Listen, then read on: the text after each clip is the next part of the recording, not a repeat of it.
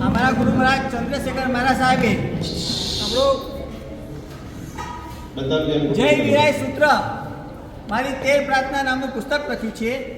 એમાં ભગવાન વિતરાગ છે તો કંઈ કરતા નથી ના, એ બધું કરે છે. એમાં ઇષ્ટફળ સિદ્ધિ દ્વારા ભગવાન આપણી ઈચ્છિત વસ્તુઓ પૂર્ણ કરે છે. કેવી રીતે?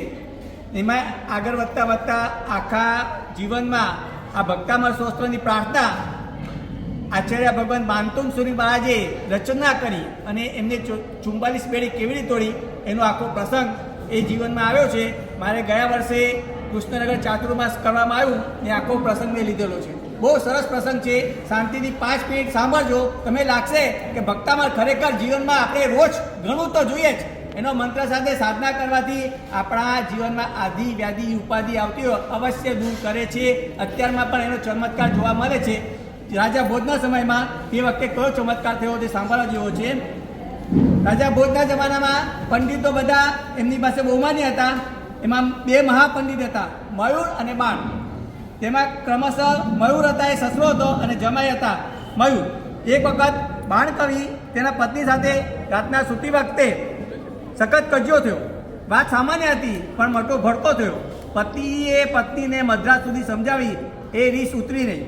સવાર થયું, સૂર્ય આકાશમાં ચડવા લાગ્યો, પત્ની હજી ઉઠી નહીં.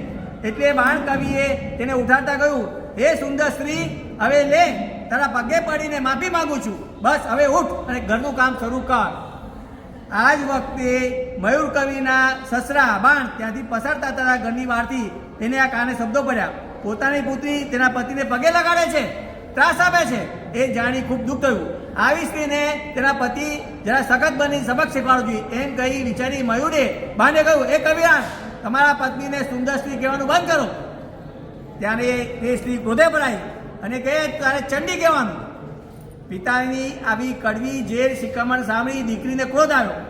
આસમાન પર આંબી ગયો. તે ઝટપટ પથારીમાંથી પાન ચાવવાનું શરૂ કરી ઉઠીને બહાર આવી અને પિતાને સાપ આપતા કહ્યું, મારી આ પાનની પિચકારીથી તમારા શરીરમાં આખા જીવનમાં કોઢ થઈ જશે. હાય, દીકરીએ બાપને સાપ આપ્યો, પિતાના શરીર ઉપર પાનની પિચકારી છોડી. સાચે જ સાપ ફળ્યો. સતી સ્ત્રીનો સાપ ફળે છે. મયુરે આખા શરીરમાં કોઢ થઈ ગયો. મયુર શર્મિંદા થઈ ગયો, ખૂબ મૂંઝાઈ ગયો. રાજસભામાં મયુરે પ્રવેશ કર્યો ત્યારે બાણ કવિએ તેમને કહ્યું, આવો પધારો બોઢિયા પંડિતજી. મયુર આ રીતે બાણ કવિ એ સસરાને એકાએક થયેલા કોઢની કલ્પના આપતા રાજા ભોજે પૂછ્યું, મયુર, તમારે કોઢ થવાનું કારણ શું છે? મયુર કવિએ પોતાના દીકરીની સાપની વાત કહી. ભોજ રાજાએ મયુરને કહ્યું, કવિરાજ, ઘણા બધા પ્રકારના શાસ્ત્રોના તમે જાણકાર છો. હું ઈચ્છું છું તમે તમારો કોઢ જેમ બને તેમ જલ્દી મટાડી દો. મારો તમને આ પડકાર છે, ચેલેન્જ છે. મયુરે પડકાર ઝીલી પરમ શ્રદ્ધા સાથે સૂર્ય મંદિરે સૂર્યદેવની વિધિવત આરાધના કરી, સૂર્યદેવને પ્રગટ કરી આશીષ દેવા પર કોઢ નિર્મૂળ કરી દીધું. મયુર કવિની કાયા કંચન વર્ણ બનાવી દીધી. આખી ભોજની રાજસભામાં કવિરાજ મયુરનો મહિમા ખૂબ વધી ગયો. જમાઈ બાણ મયુરની ખૂબ ઈર્ષા થઈ ગઈ. રાજાને કહ્યું, દેવી કૃપાથી કોઢ મટાઈ દેવો તો એમાં શી મોટી ધાર છે? મારા હાથ અને પગ કાપી નાખો, હું 3 દિવસમાં તેને અખંડ શરીરવાળો બનાવી દઈશ. આખા સભામાં સન્નાટો છવાઈ ગયો. રાજા ભોજના આદેશથી બાણ કવિના 2 હાથ અને 2 પગ કાપીને છૂટા કરી નાખવામાં આવ્યા. આવી સ્થિતિમાં બાણે ચંડિકાની વિવિધ આરાધના કરી. ત્રીજે દિવસે ચંડિકાએ પ્રસન્ન થઈ બાણને અક્ષત શરીર બનાવી દીધો.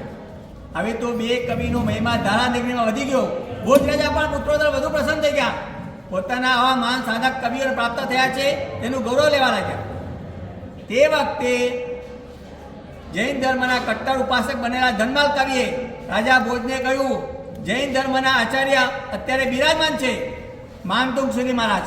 જે સાધના છે એની પાસે એવી કવિઓની સાથે કોઈ વિષાદમાં નથી. આ સાંભળી કુતૂહલી એ ભોજે રાજાએ રાજસભામાં પોતાની ભાવના જણાવી. જીન શાસ્ત્રના મોટી પ્રભાવના થવાની સંભાવના જડી. માનતુંગ સુરી મહારાજ રાજા ભોજને ત્યાં કહ્યું, મારા શરીરમાં તમે સાકરો બાંધી દો અને મને ઓરડામાં પૂરી દો, હું મારી જાતે તેમાંથી બહાર આવી જઈશ. તે એમ કરવાનું કહ્યું.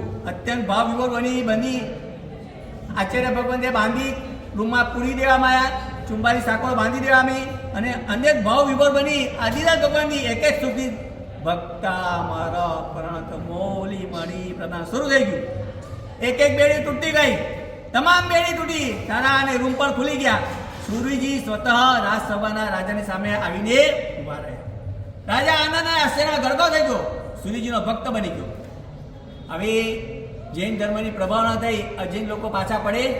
અજૈન લોકોએ કીધું, પંડિતજીઓ સુરજીને ખૂબ ઈર્ષા કરવા લાગ્યા. એક દિવસ અજૈન પંડિત જાહેર કર્યું, સુરજી તમે જે ચમત્કાર બતાવ્યો છે તેમાં પ્રભાવ કોનો? જો સ્તોત્રનો જ પ્રભાવ હોય તો બીજા કોઈ પણ આપનો આ જૈન શ્રાવક સ્તોત્રો બોલે તો તેનો ચમત્કાર જોવા મળે. સુરજીએ તે પંડિતની વાતને સ્વીકારી. ભક્તામરના સ્તોત્રના નિત્ય સ્મારક હેમરાજ શેઠને બોલાવી સૌના ગ્રહના કહ્યું, આને અંધારિયા કૂવામાં મૂકી દો, અંધારિયા કૂવામાં અંદર ઉતારી દો. સુરજીને કહેવાથી સ્તોત્રનો પ્રભાવ 3 દિવસમાં બહાર આવી જવાનું રાખજો. કુવામાં રહેલા શેઠ ભાવ વિભોર બની આ માત્ર 2 શ્લોક બોલ્યા.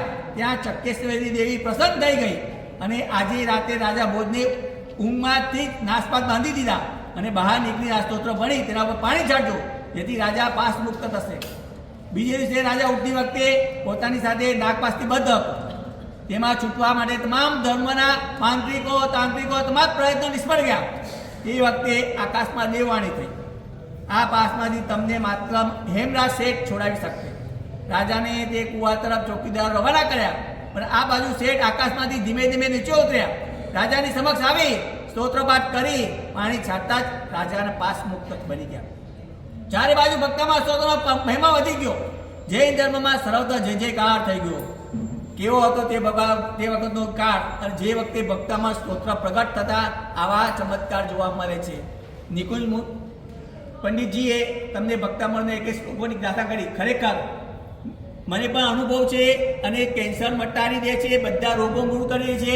તમે વિધિવત આ ભક્તામણનો સ્તોત્રનો પાઠ, એનો મંત્રનો જાપ 41 દિવસ સુધી 41 વાર ગણો, અવશ્ય તમારા ઘરમાં આવતી આદિ વ્યાધિ ઉપાધિ મુક્ત કરી શકે છે.